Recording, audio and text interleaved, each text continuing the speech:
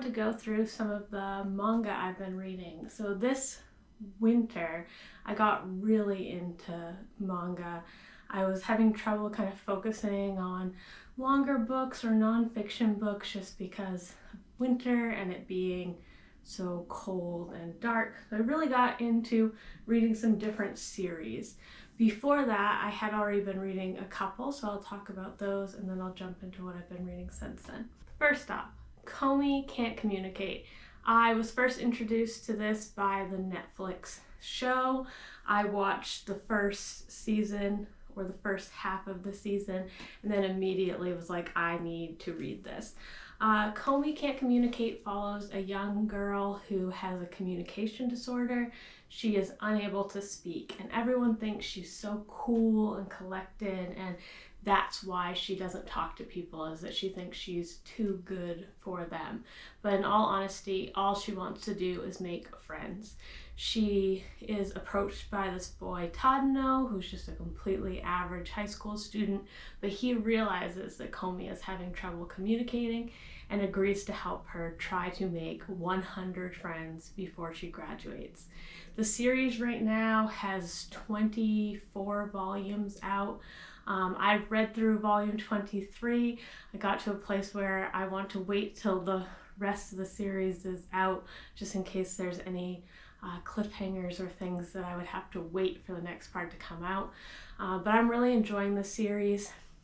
It's fun, it's cute, it's quirky. I like a lot of the side characters. Because it is a long series, some of the pacing can feel a little bit off, but I would just suggest that you stick with it. I also know a lot of libraries are starting to get Komi Can't Communicate, and they haven't announced yet whether they're going to have another season of it, but it was well received, so I'm hoping that they do. The other series that I was already reading is SpyXFamily, and this is currently on Hulu and Crunchyroll.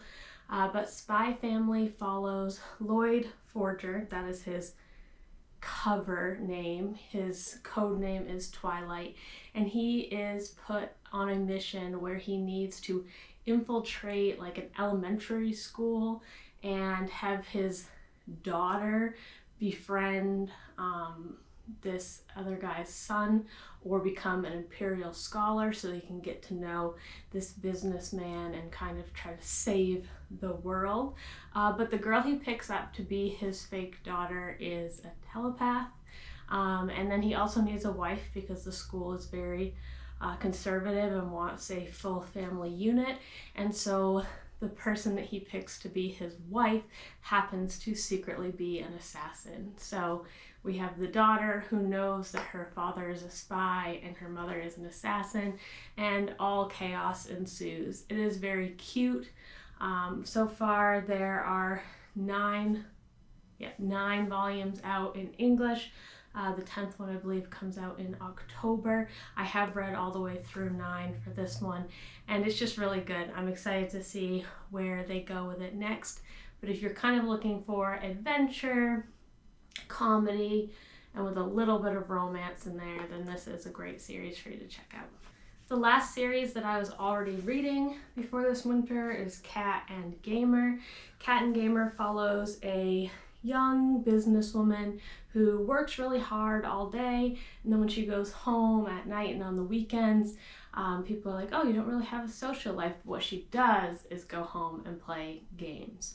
But one day someone brings a cat they found in a box to the office, and she decides to adopt that cat. And so this is a slice of life, just really cute story of a woman who's kind of changing her obsession with video games to also being a cat lady. And it's really cute. There's a 3rd volume coming out later this year, but I'm excited to keep up with that. Just a fun slice of life manga.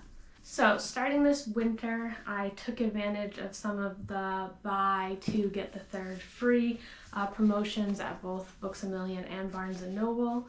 I picked up Rainbow and Black, which is about a girl who is very monotone. She is very simple, wears a lot of black, doesn't really do anything exciting with her life. It's just kind of going through the motions.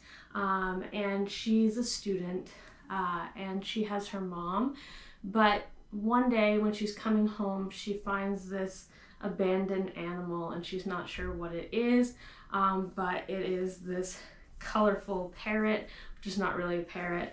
And she forms a bond with this animal. These animals live for a very long time but become super attached to their owners. And so these 3 volumes, which it is finished out, these 3 volumes follow her and her parrot as they just kind of form this bond and kind of both help improve each other's lives. I don't want to give anything away because it's not very action-packed, but the things that happen are sweet and cute, and it's definitely worth checking out. Another series that I checked out this winter is Coffee Moon. This is sort of a sci-fi series where this girl is caught in a time loop. She has been reliving her birthday for 1,000-something days, and she's been doing this alone. Nobody else knows about the time loop. But then one day, one of her friends gets caught in the time loop with her. And that's all I'm going to say because there is a 3rd one coming out and then it will be finished. But there's a lot going on. You're wanting to read to the next chapter and figure out what's happening. But it's an interesting sci-fi with a female cast, female friendship. So definitely check this out.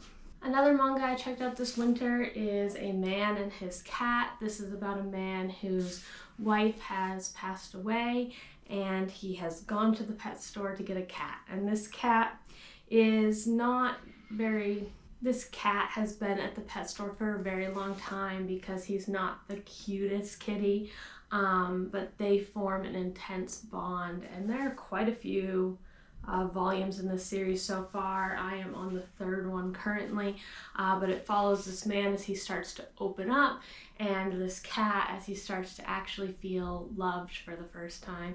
And it's just a really cute, wholesome slice of life series. Next we have The Savior's Book Cafe Story in Another World, and this follows a young woman who is tasked with being a savior to a different world. She doesn't really want to be a savior. She feels that she's too old to be a savior. She's very set in her ways and just wants kind of a relaxing life. And so she's given the ability to own this bookstore cafe where she can put like healing magic in the food, and she can make it so the books never wear down. And while she's in this town, she meets one of the guards for the palace, and they strike up this kind of will they, won't they romance. And there is another savior in the world who is not really doing their job either. And again, that's all I'll say because I just don't want to ruin things, but there are 5 books in the series so far. I am on book 3 currently, and I need to get the 5th one. But it's just a cute romance that follows a 30-something-year-old protagonist who loves books, and what's not to like with that. But definitely check this out if you yourself are a book lover and you want some of that cozy fantasy that people have been looking for recently. Next we have my special one. Right now there are 2 volumes. There's a 3rd one coming out soon.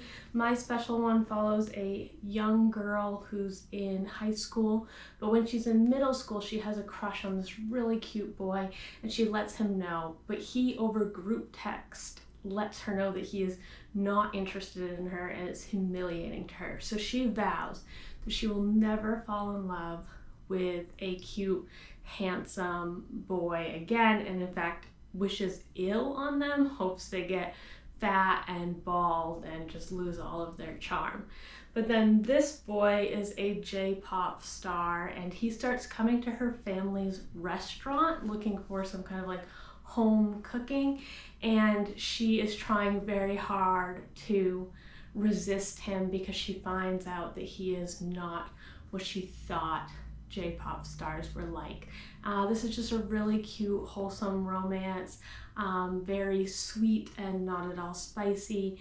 following their will they won't they love story. So check this one out.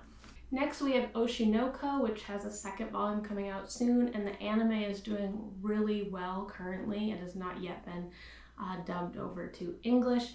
This book has three main characters. We have an OBGYN, a girl who's dying of, I believe, cancer, and then this idol. And the idol is pregnant.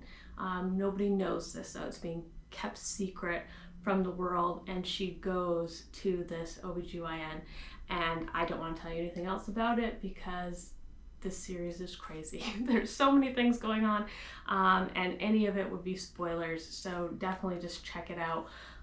You will find something in there if you like mystery, if you like drama, if you like romance, if you like just the fame and fortune sort of thing. There's just a bunch of stuff going on in here. Next we have the Ouran Host Club. I am probably not going to buy any more of the manga for this. I just have the first one, but the show got me through this winter. The show is so cute, so fun. I don't know how I missed out on it before, but it follows this young girl who is mistaken to be a boy when she stumbles into an old music room and runs into a host club. And the host club is made up of a bunch of boys, each with their own kind of model that they're made after. So they're the prince or the mysterious one, and she's brought into the fold and becomes one of the host club members, and all chaos ensues from there. The reason I probably won't continue with the manga is it's just very old school, just pictures and writing, but the show's really cute, and maybe I'll go back to the manga at some point. I'm just not collecting it currently because the show is just so good, and I might as well just watch that. Next we have the Quintessential Quintuplets, and this is one that I watched the show first as well, but the show does not cover all the things, and there's a movie for when the show finishes up as well that tries to cover some of the other pieces. I've only gotten the first one in hard copy, but I've been reading the other ones on Kindle Unlimited currently, and it follows quintuplets who have been transferred to another school because they almost flunked out of their previous school, and they have a guy, Futuro, who is a very poor boy who has a father and a sister that he's trying to help provide for, and so he is brought on to tutor these girls. And though they are quintuplets, they are all very different, and they all have just some interest in him, whether it's because they hate him or love him or whatever. But it's a cute slice of life romance manga. Like I said, the show is completed and there's a movie, so if you want to check it out that way first, you can do that on Crunchyroll. Next we have Beauty and the Feast, which is about a young woman in her 30s whose husband has passed away, and she's learning to live alone and cook meals for one person, but this high school boy moves in next door. He is on the baseball team of an elite school, and he kind of missed the deadline for getting dorm housing, so he's living next door to her, and she makes it her mission to feed him.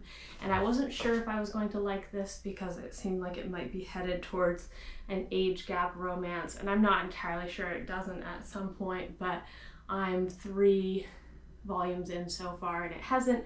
Instead, we've introduced these other high school characters as well, and it seems like she's going to become more of like a dorm mother to them.